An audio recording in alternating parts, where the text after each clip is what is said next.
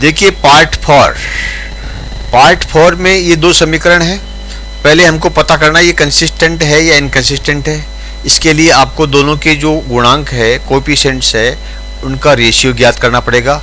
देखिए A1 यानी 2, A2 यानी 4, B1 का मतलब -2 और B2 का मतलब -4 और C1 का मतलब -2 और C2 का मतलब -5। ये आपके गुणांक है। अब देखिए पहले पता करते हैं कि आपस में कटते हैं क्या। देखिए 2/4 है तो इसको आप 1/2 कर सकते हो और इसको भी आप -1/2 कर सकते हो। इसको नहीं काट सकते। अब ये दोनों माइनस के हैं तो माइनस के हैं तो इसको आप प्लस का भी मान सकते हो। इन दोनों को आप जो है -1 से गुणा करोगे तो ये क्या हो जाएंगे, दोनों प्लस के हो जाएंगे। यानी ये जो है ये आपका बन जाएगा 1/2, तो ये रह जाएगा और ये भी आपका 1/2 ही हो जाएगा और ये -2/5 रहेगा। इसका मतलब क्या हुआ, A1/A2 और B1/B2 are equal but C1/C2 is not equal. ये डिफरेंट करता है। और इस प्रकार की सिचुएशन जब होती है तो क्या बनता है, ये जो है इनकंसिस्टेंट कहलाता है। ठीक है, ये नहीं मिल रहे हैं, ये मिलना जरूरी है। अगर ये नहीं मिल रहे हैं यानी B1 और B2 और C1 और C2 नहीं मिल रहे हैं, आपस के अंदर एक जैसे नहीं है, तो ये जो है ये हो जाएगा इनकंसिस्टेंट।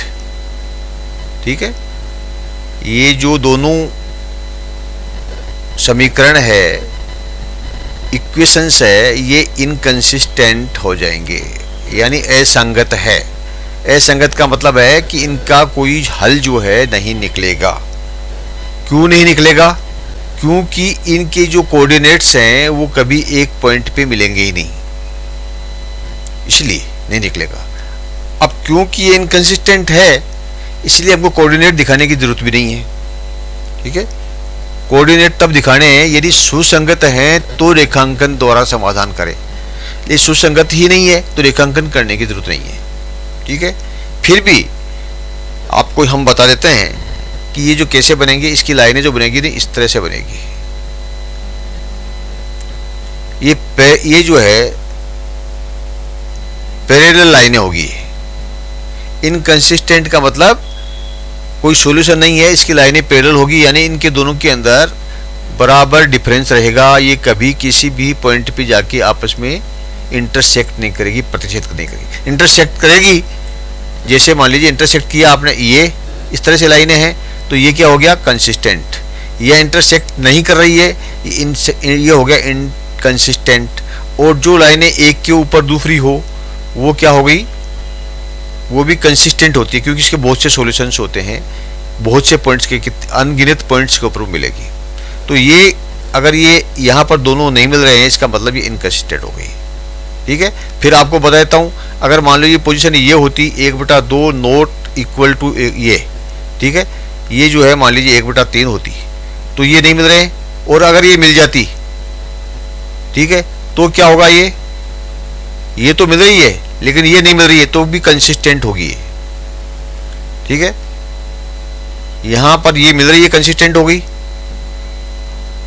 और मान लीजिए ये तीनों जो है मिलती आपस के अंदर 1/2 बराबर 1/2, तो क्या होता, तीनों मिल रही है तो भी क्योंकि ये मिल रहा है इसलिए कंसिस्टेंट होती। यानी कि C1 और C2 और B1 और B2 आपस के अंदर इक्वल हैं, एक रेशियो में हैं, तो वो कंसिस्टेंट होगी। और इन तीनों में से एक जो है मान लीजिए नहीं मिल रहा है तो वो क्या हो गई, इनकंसिस्टेंट हो गई। ये खाली आपको समझाया है मैंने और क्लियरिटी करने के लिए। आपका एक क्वेश्चन कंप्लीट हो गया। देखिए यहाँ पर ये जो है आपका सॉल्यूशन दिया हुआ है पूरा फोर्थ का, यहाँ पर ये नहीं मिल रही है, इसीलिए linear equations have parallel and no possible solutions, hence pair of linear equations are consistent. Clear? Thank you my dear student. Please like and subscribe